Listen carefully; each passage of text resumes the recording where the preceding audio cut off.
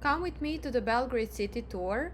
I live in Belgrade, but I've decided to take the free walking tour anyway because I wanted to experience the city as a local. And this is me acting as if I am in commercial. Don't judge. The meeting point was in the Belgrade city center in front of the statue locally called the Horse.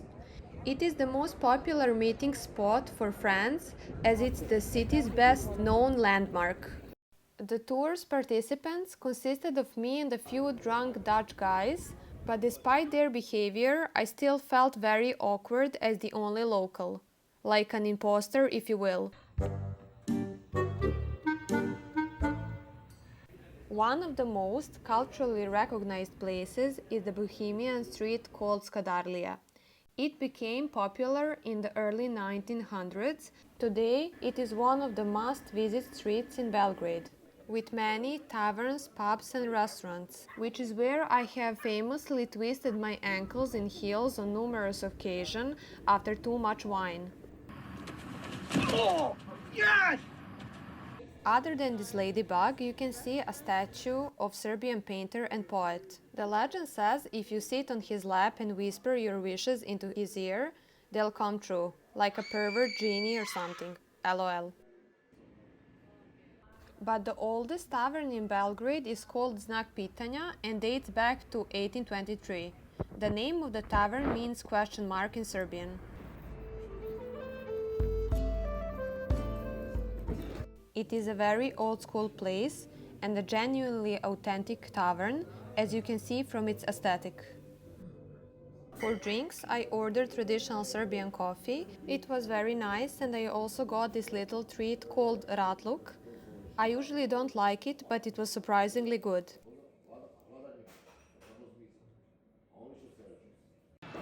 Cheers! As a main course, I ordered cevapi, which is minced meat shaped like small fingers, served with kaimak, a dairy product most similar to clotted cream. I also got beans called prebranac, that is traditional Serbian dish made with a lot of fried onions, garlic and paprika spices. These beans are highlight of this meal and I give them 11 out of 10.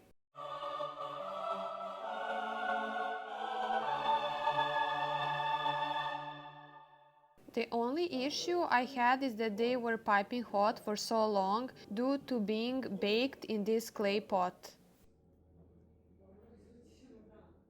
Another interesting thing about this place is that you have to physically go outside in order to go to the bathroom. And the whole way there is filled with stuff that you will genuinely find in your grandma's house across Balkan.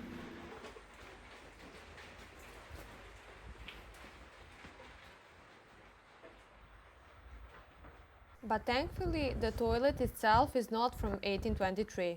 Yay!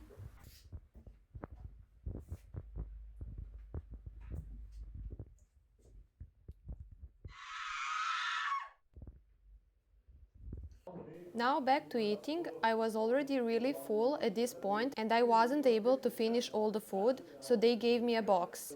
For everything that I ate plus the coffee, I paid around 25 euros, which is a great price.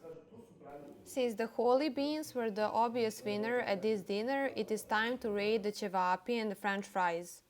I would rate cevapi 6.5 out of 10, but I generally don't really love minced pork, so you can take it with a grain of salt. Pun not intended. Bam!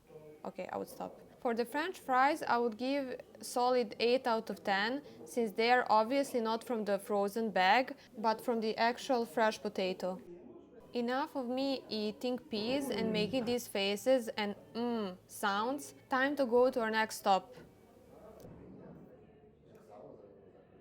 Kalemegdan fortress was renovated in the 19th century, but some parts are much older, dating back to the 1st century AD. You can also see a lot of artillery that helped defend the city in the 19th century.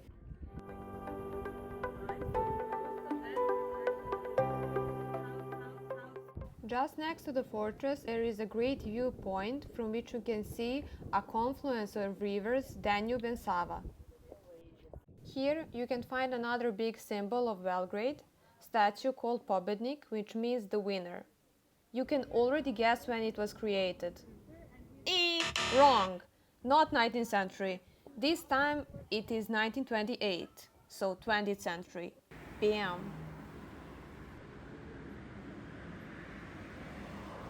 Anyway, now that we are done with these boring facts and 19th century in general, we can finally go for a well-deserved dessert.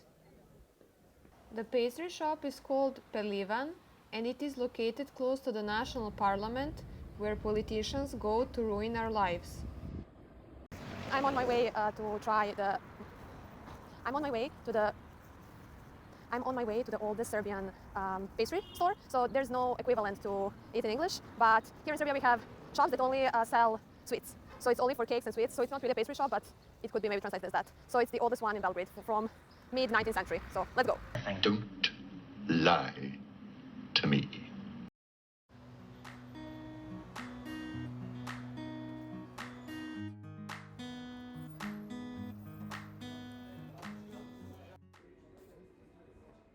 I have ordered baklava, which is traditional sweet treat originating from Turkey, and homemade ishlers that are 19th century treat from Austria.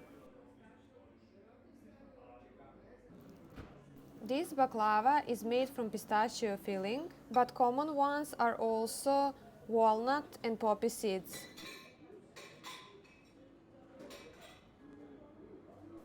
And boy, is it good!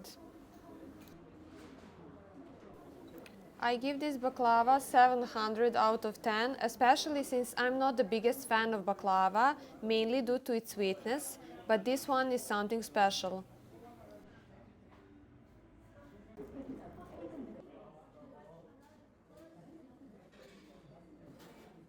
And here are these little head nods again.